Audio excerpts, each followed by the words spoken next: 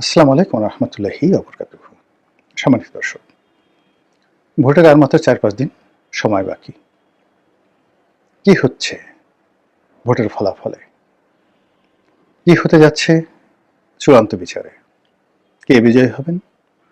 কে প্রধানমন্ত্রী হবেন? এই বিষয়গুলো নিয়ে জনসম্মুখে এক ধরনের আলোচনা হচ্ছে, দেশের বাইরে এক ধরনের আলোচনা হচ্ছে, আর পর্দার আড়ালে অন্য আলোচনা হচ্ছে। আপনি যদি জনসভার আকার আকৃতি দেখেন তাহলে মনে হবে যে তারেক রহমান সাহেব প্রধানমন্ত্রী হয়ে গেছেন। প্রচুর লোক তার জনসভাতে। তাকে রাষ্ট্রীয় প্রোটোকলের পাশাপাশি তার দলের নিয়োজিত যে সকল সিকিউরিটি কর্মকর্তা রয়েছেন, অ্যাজ ইট ইজ প্রধানমন্ত্রীর যারা নিরাপত্তা রক্ষায় দায়িত্বরত থাকেন তাদেরকে, মানে এসএসএফ, স্পেশাল সিকিউরিটি ফোর্স। তো স্পেশাল সিকিউরিটি ফোর্সের আদলে সেনাবাহিনীর অবসরপ্রাপ্ত সদস্যদেরকে নিয়ে সিএসএফ বা চেয়ারম্যান সিকিউরিটি ফোর্স, সিএসএফ তৈরি করা হয়েছে। এটা অনেক আগে বেগম জিয়ার আমলে তৈরি করা হয়েছিল, বাট এই জমানাতে তারেক রহমানের জন্য যেটা তৈরি করা হয়েছে সেটি অনেক চৌকস, ভীষণ রকম চৌকস। দেখতে আপনি ১৯-২০ মনে হবে না। সরকারের যে এসএসএফ ঠিক ওই রকম এসএসএফ, চোখে চশমা দিয়ে তারা গম্ভীর হয়ে দাঁড়িয়ে থাকে। আর এসএসএফ যেটি রিয়াকশন দেখায়নি কখনো, সেটা প্রেসিডেন্ট এরশাদের জমানা থেকে আমরা যে এসএসএফ দেখে আসছি, তারা রিয়াকশন দেখানোর পরিবর্তে এরকম একটা ভাব ধরে থাকে তাদের ধারে কাছে কেউ যেতে পারে না। শুধু এসএসএফ চোখ টিপ মারে, থানা পুলিশ প্রশাসন থেকে শুরু করে সবাই সেই চোখের ইশারা অনুযায়ী কাজ করে ফেলে। আর শুধুমাত্র যদি আঙুলি হেলন করে যে আপনি ওদিকে চলে যান, সঙ্গে সঙ্গে মানুষ সেখান থেকে চলে যায়। তো শেখ হাসিনার পালিয়ে যাওয়ার পরে এসএসএফ সম্পর্কে আসলে ধরনের কোনো ইতিবাচক আলোচনা করা হচ্ছে না, এবং ভবিষ্যতে যদি তারেক রহমান সাহেব প্রধানমন্ত্রী হন তাহলে এসএসএফ এর এই নামটি পরিবর্তন করতে হবে। এই কারণটা হলো সেই এসএসএফ যে শেখ হাসিনাকে রক্ষা করেনি, করতে পারেনি, সেই এসএসএফ যাদেরকে পৃথিবীর সবচেয়ে সেরা মরণাস্ত্র দেওয়া হয়েছিল, তারা সেই অস্ত্র ফেলে তারপরে এসএসএফ এর পোশাক খুলে তারপরে দেয়াল টপকিয়ে তারা পালিয়ে গেছে। তারপর সেই অস্ত্র খোয়া গেছে, সেই অস্ত্র কাদের হাতে আছে এখন পর্যন্ত আমরা জানি না।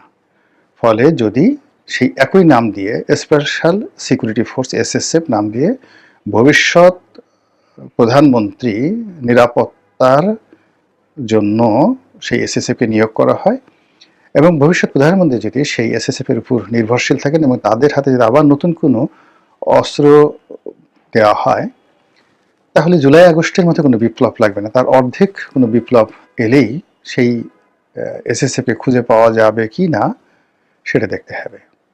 এবং এটা সেনাবাহিনীরই একটা নিয়ম আছে যে যখন একটি কোনো বাহিনী ফেল করে, কোনো একটি বাহিনীতে মিউটিনি হয়, বিদ্রোহ হয়, তখন সেই বাহিনীটিকে ডিজলভ করে দিতে হয়। তো সেক্ষেত্রে এসএসএফ যে বাহিনীটি, এটি ডিজলভ করতে হবে। এর কারণ হলো এটি মূলত শেখ হাসিনার পতনের পর এটির কোনো কার্যকারিতা নেই, এটি সফল হয়নি, এটি ব্যর্থ হয়েছে। আর এই বাহিনীর যারা সদস্য, তাদের অস্ত্র কোথায়, গুলি কোথায়, গোলাবারুদ কোথায়, এই বিষয়গুলো নিয়ে নিঃসন্দেহে কোর্ট মার্শাল হচ্ছে বা হবে, এতে কোনো সন্দেহ নাই। তো কাজেই তারেক রহমান সাহেবকে বা ভবিষ্যতের প্রধানমন্ত্রীকে নতুন একটি বাহিনী গঠন করতে হবে, বা তার জন্য অন্য একটা ভিন্ন নাম দিয়ে গঠন করতে হবে, এবং তার আগ পর্যন্ত তার সাথে যে সিএসএফ আছে, এই সিএসএফই হলো এখন রাষ্ট্রের সবচেয়ে গুরুত্বপূর্ণ এখন ব্যক্তিবর্গ। তারা তারেক রহমান সাহেবের অনুষ্ঠানে যাকে ইচ্ছে তাকে ধাক্কা দিচ্ছেন, তারা ইচ্ছা মতো দৌড়াচ্ছেন। প্রেসিডেন্ট জন কিম জেনে আছেন, প্রেসিডেন্ট তো নয়, উত্তর কোরিয়ার নেতা কিম, কিংবা গাদ্দাফির যে মেয়ে বডিগার্ড ছিলেন, যারা ছিলেন, ওই আদলে বিএনপির বেশ কিছু মহিলা বডিগার্ডও আনা হয়েছে। তারা জায়মা রহমানের সঙ্গে যাচ্ছেন, তারা তারেক রহমান সাহেবের স্ত্রীর নিরাপত্তা বিধান করছেন, ওই চোখে চশমা পরে অ্যাজ ইট ইজ। আপনি পোশাক আশাক সবকিছু আপনি যদি দেখেন তাহলে তাদেরকে দেখলে আপনার সেই মোয়াম্মার গাদ্দাফির যে লেডি গার্ড তাদের মতোই মনে হবে। এই দৃশ্যমান যে বিষয়বস্তু সেগুলোকে অনুমান করলে আমরা বলতে পারি যে পর্দার আড়ালে বা পর্দার পেছনে যাই ঘটুক না কেন, পর্দার সামনে রঙ্গমঞ্চে আমরা দেখতে পাচ্ছি তারেক রহমান সাহেব প্রধানমন্ত্রী হয়ে গেছেন। তো একটা কথা আছে, খেলা আভি বাকি হায়, খেলা আভি বাকি হায়, এখনো খেলা বাকি আছে। নির্বাচনের যে 4-5 দিন সময় আছে, 4-5 দিনে অনেক কিছু ঘটে যেতে পারে। তো সেক্ষেত্রে ধরুন তারেক রহমান সাহেবের প্রধানমন্ত্রী হওয়াটা কতটা জরুরি এটা প্রথমে বলে নেই। এর কারণ হলো, যদি তিনি প্রধানমন্ত্রী না হন, বিরোধী দলীয় নেতা হন, কোনো কারণে যদি অন্য প্রাকৃতিক কোনো ঘটনা ঘটে, প্রকৃতিগত কোনো ঘটনা ঘটে, তাহলে বিএনপি যে রাজনীতি এবং তারেক রহমান সাহেবের রাজনীতি একেবারে শেষ।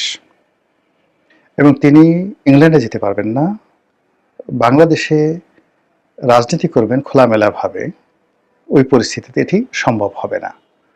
এবং এখন যারা তাকে মই দিয়ে গাছের উপরে উঠিয়ে দিয়েছে, এবং তিনি যেভাবে হেলিকপ্টারে ঘুরে বেড়াচ্ছেন প্রধানমন্ত্রী রূপে, যেভাবে তিনি বুলেট প্রুফ গাড়িতে ঘুরে বেড়াচ্ছেন, এবং সেই এরশাদের মতো বা ইভেন তার পিতার মতো, তিনি যেখানে হেলিকপ্টারে যাবেন সেই হেলিকপ্টারে নামবেন ফরিদপুর, ফরিদপুর থেকে ধরুন বরিশাল যাবেন, বা বরিশালে নামবেন, বরিশাল থেকে ফরিদপুরে যাবেন।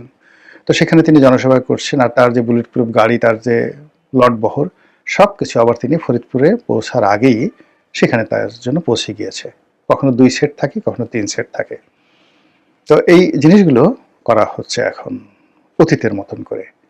তো এটা যদি তার কোনো রকম আজকের যে মহড়া, এই মহড়া অনুযায়ী প্রধানমন্ত্রী না হওয়া হয়, এই মহড়া অনুযায়ী যদি তার ইলেকশনে জয়লাভ নিশ্চিত না হয়, এই মহড়া অনুযায়ী যদি ইলেকশনটা কাঙ্ক্ষিত সময় না হয়, তিনি যে জায়গাতে উঠেছেন সেই জায়গা থেকে নামতে বাধ্য হবেন। কিন্তু নামাটা তার জন্য এত সহজ হবে না, এর কারণ হলো মই তো সরিয়ে নেওয়া হয়েছে। আবার তিনি যেভাবে ইংল্যান্ড থেকে চলে এসেছেন সবকিছু বাদ দিয়ে, পত্রিকায় দেখা গেল যে তাই নিজে বাড়িতে থাকতেন কিংস্টনে, সেই বাড়ির ভাড়া কত, কারা কারা থাকতেন সেটার বিজ্ঞাপন চলে আসছে, এবং বলা হচ্ছে সেখানে তিনি থাকতেন প্রায় 10 লাখ টাকা তার প্রতি মাসে ভাড়া যেত ইংল্যান্ডে। এখন সেই ভাড়া দেওয়ার জন্য ওই হাউস রেন্ট কোম্পানি তারা বিজ্ঞাপন দিয়েছে। তো কাজে তিনি আবার সেই ইংল্যান্ডে যাবেন, আবার সেই বাড়িতে উঠবেন বা নতুন বাড়ি ভাড়া করবেন, এয়ারপোর্ট ক্রস করবেন। এটি আপনি বিশ্বাস করেন না, যে কত বড় ঝামেলা কল্পনাই করা যায় না। তাকে এই বাংলাদেশেই যদি থাকতে হয়, এটা মানে অতীতের যে কোনো রাজনৈতিক বিপর্যয় যাদের জীবনে এসেছে, তার সাথে বড় জটিল রাজনৈতিক বিপর্যয় জনাব তারেক রহমান সাহেব এবং বিএনপির নেতাদের জন্য অপেক্ষা করবে। ফলে তাদের একমাত্র অনলি যে টার্গেট, সেটা হলো জয়লাভ করা। জয়ের কোনো বিকল্প নেই। এবং তারা যদি পরাজিত হন, অথবা তারা যদি তাদের কাঙ্ক্ষিত মাকাম, মানে তারা যে জিনিসটা আশা করছেন বা তাদেরকে যেখানে উঠানো হয়েছে সেই জায়গাটিতে তাদের অবস্থান পাকাপোক্ত না করতে পারেন, অর্থাৎ প্রধানমন্ত্রী হতে না পারেন, তাহলে যে কি হবে এটি বিএনপি যারা নেতাকর্মী রয়েছেন তারা কল্পনাও করতে পারছেন না। আওয়ামী লীগের এখন যারা আছেন তারা কিছুটা কল্পনা করতে পেরেছিলেন। কল্পনা করতে পারার কারণে কি হলো, আওয়ামী লীগের একটা বিরাট অংশ সেই 2014 সন থেকে তারা যেখানে যেখানে থাকবেন সেই জায়গাটিতে তারা কিন্তু আগে আবাস গড়ে তুলেছিলেন। একান্ত ব্যক্তিগত তবুও বলি, শামীম ওসমান সাহেবের সঙ্গে আমার খুব ভালো সম্পর্ক ছিল। তো যখন সেই 2014 সনের নির্বাচনের আগে জ্বালাও পোড়াও হয়, তখন তো তিনি সংসদ সদস্য নন, আমি এমপি। উনি আমাকে ফোন করতেন যে রনি ভাই কি অবস্থা, মনে হয় দেশে আর থাকা যাবে না, পরিস্থিতি তো ভালো না, পালাতে হবে। তো আমার তো ভারতে একটা থাকার ভালো জায়গা আছে, আপনি সেগুলো আমার সঙ্গে থাকতে পারেন, আপনি যদি যেতে চান তাহলে সেখানে থাকতে পারেন, আমি যে কোনো সময় সেখানে নিরাপদে যেতে পারবো। তো 2013 সনে, মানে ওই যখন জ্বালাও পোড়াও হয় নির্বাচনের আগে, এটা জনাব শামীম ওসমানের কথা তিনি আমাকে বলেছিলেন।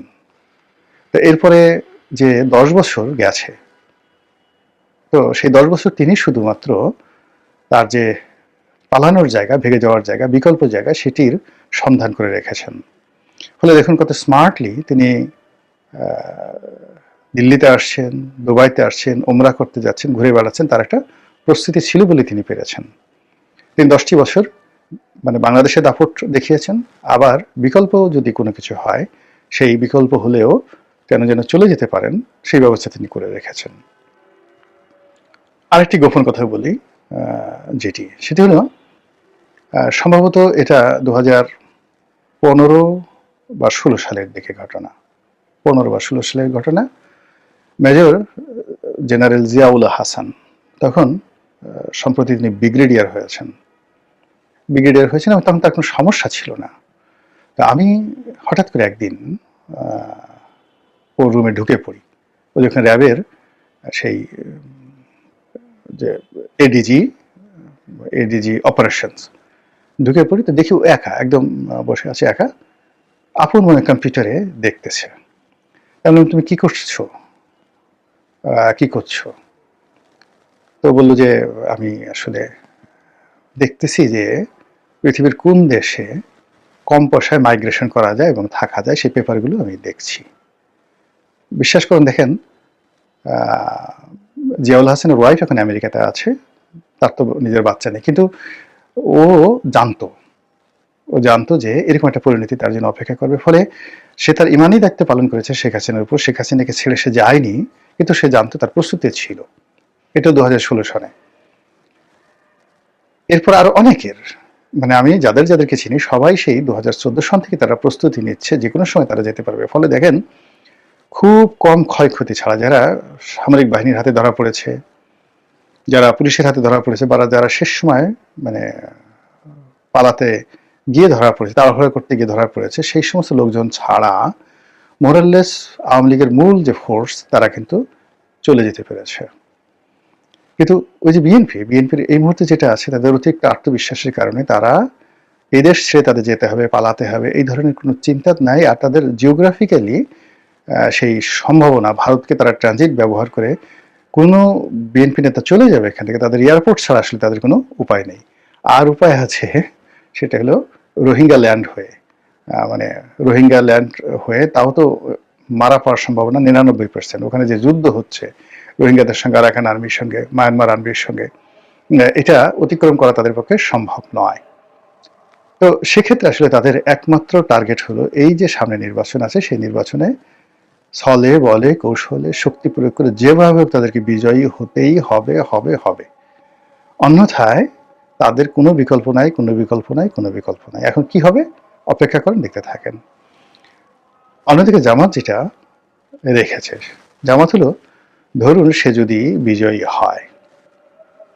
হলে মাশাআল্লাহ, সে কি করবে না করবে তার প্ল্যান ABC রয়ে গেছে বিজয়ী হওয়ার জন্য। এবং সেক্ষেত্রে আমার কাছে যেটা মনে হচ্ছে যে জামাত যদি বিজয়ী হয়, তাহলে জামাতের দ্বারা সবার আগে ক্ষতিগ্রস্ত হবে ডক্টর মোহাম্মদ ইউনূস। কেননা ডক্টর মোহাম্মদ ইউনূস জামাতকে বাদ দিয়ে তিনি এই বিএনপির সঙ্গে একটা নেগোসিয়েশন করেছেন, বিএনপিকে সেফ এক্সিটের একটা রাস্তা করে দিয়েছেন, বা বিএনপির কাছে একটা সেফ এক্সিটের তিনি আশা করেছেন। এটা জামাত কোনোদিন ক্ষমা করবে না। এবং জামাতের একটা ঐতিহাসিক চরিত্র রয়েছে। জামাত অনেক বন্ধুকে ভুগিয়েছে ঠিকই, কিন্তু কোনো শত্রুকে কখনো ক্ষমা করেনি। কখনো কোনো শত্রুকে তারা ক্ষমা করেনি। শত্রুর সঙ্গে সারা জীবনে শত্রুতা তারা করে গেছে, শারীরিকভাবে, মানসিকভাবে। তো সেই ক্ষেত্রে ডক্টর মোহাম্মদ ইউনূসের দ্বারা তারা যে লাভবান হয়েছিল, অথবা ডক্টর মোহাম্মদ ইউনূস তাদের দ্বারা যে লাভবান হয়েছিলেন, এটা এই যে সাম্প্রতিক সময় যে জামাতের দুর্ভোগ দুর্দশা এবং জামাতের যে ঝুঁকি, এটি ডক্টর মোহাম্মদ ইউনূসের দোদুল্যমানতার কারণে এবং বিএনপির সঙ্গে তার নেগোসিয়েশনের কারণে ঘটেছে। জামাত বিকল্প পথ রাখার কারণে এখানে তাদের সঙ্গে, অর্থাৎ ডক্টর মোহাম্মদ ইউনূসের সঙ্গে হ্যাচিংয়ে যাচ্ছে না, কিন্তু তাদের অন্তঃক্ষরণ হচ্ছে। ফলে তারা ক্ষমতায় আসলে প্রথম বলি হবে এই, যাকে বলা হয় ডক্টর মোহাম্মদ ইউনূস এবং তার সঙ্গের সাথে যারা রয়েছেন আপনজন, তারা সবাই। এবং এই কাজটি করার ফলে সঙ্গতির কারণে আওয়ামী লীগের সঙ্গে তাদের একটা সারা বাংলাদেশে দহরম মহরম সম্পর্ক শুরু হয়ে যাবে, এবং তাদের যে পলিটিক্যাল যে শেল্টার দরকার পথে প্রান্তরে, দেশে, মাঠে, ময়দানে, সেটা তারা আওয়ামী লীগের মাধ্যমে পেয়ে যাবে। আর আওয়ামী লীগের যে অ্যাডমিনিস্ট্রেটিভ হেল্প দরকার, সেটা জামাতের মাধ্যমে পেয়ে যাবে। এটা তাদের প্রথম বিকল্প। দ্বিতীয় বিকল্প হলো, জামাত যদি মানে পরাজিত হয়, অর্থাৎ দ্বিতীয় বৃহত্তম দল হয়, এমনকি তৃতীয় বৃহত্তম দল হয়, তবুও তার জন্য কোনো সমস্যা হবে না। এই কারণ হলো, তারা ধরে নিয়েছে যে সরকারটি হবে, সেই সরকারটি সব দিক থেকে একটি দুর্বল সরকার। পার্লামেন্ট ঝুলন্ত, সরকার ঝুলন্ত, এবং জুলাই আগস্টের যে চার্টার তৈরি হবে, সেই চার্টারের এগেনস্টে তারা মানে জামাত যেভাবে চাইবে এর বাইরে বিএনপির যাওয়ার খুব সম্ভাবনা কম আছে। সেক্ষেত্রে তারা আরো শক্তি অর্জন করতে পারবে এবং বিএনপিকে চিরতরে পঙ্গু করে দেওয়ার জন্য তাদের বিকল্প 2 নম্বর রাস্তাটি খোলা রয়েছে। 3 নম্বর হলো যে যদি কোনো অরাজকতা তৈরি হয়, ভীষণ রকম অরাজকতা তৈরি হয়, যেখানে এই গত 17 মাসে যারা কুম্ভ দেখিয়েছেন, কারাত দেখিয়েছেন, বড় বড় কথা বলেছেন, গুলি ছেড়েছেন, তাদেরকে পালাতে হয়, জেলে যেতে হয়, হাপিত্তেশ করতে হয়, গণপিটুনি খেতে হয়। সেক্ষেত্রে জামাতের যারা লোকজন আছে, হাতে গোনা 2-1 ছাড়া প্রায় সবাই সার্ভাইভ করে যাবেন এবং সবচেয়ে কম ক্ষয়ক্ষতি তারা সেই মোকাবেলা করে রাজনীতির অঙ্গনের 1 নম্বর শক্তি হিসাবে। এখানে মূল ব্যাপার হলো যে ওই যে পরিস্থিতি 3 নম্বর যে অপশন, সেই অপশনে আওয়ামী লীগ তো গেছেই, বিএনপিও যদি বিপদে পড়ে, তো সেক্ষেত্রে একটা হ্যাফাজত অবস্থার মধ্যে জামাতের যারা লোকজন রয়েছেন তারা টিকে থাকতে পারবেন। বুঝতে পারছেন যে বিপদটা এবং বিপত্তিটা কার এবং কিভাবে আসছে। এবং এই কারণে হয় কি যে মানুষের জীবনে রাজনীতিটা এত জটিল, এত কুটিল যে এখানে আসলে রেজিমেন্টেড এবং বিশ্বস্ত বন্ধু বান্ধব এবং সংগঠনের বিশ্বস্ত লোকজন ছাড়া এখানে আসলে দীর্ঘকালীন সাস্টেন করা যায় না। আওয়ামী লীগের অবস্থা দেখেন, এত বড় সংগঠন, এত প্রভাব, এত প্রতিপত্তি এবং এখনো পর্যন্ত তাদের দেশে বিদেশে টাকার কোনো অভাব নেই, কিন্তু কিভাবে হাহাকার করছে। যেভাবে গত 17টি বছর বা 19টি বছর বিএনপি কি হাহাকার করেছে। আবার এই যে 17 মাসের তেল ঝুলের যে অবস্থা, এটি 17 মিনিট লাগবে না, অনলি জাস্ট 17 মিনিট। 17 মিনিটের মধ্যে এই তাসের ঘর তছনছ হয়ে যেতে পারে। মহান আল্লাহ আমাদের সবাইকে হেদায়েত দান করুন, হেফাজত করুন। আসসালামু আলাইকুম ওয়া রাহমাতুল্লাহি ওয়া বারাকাতুহু।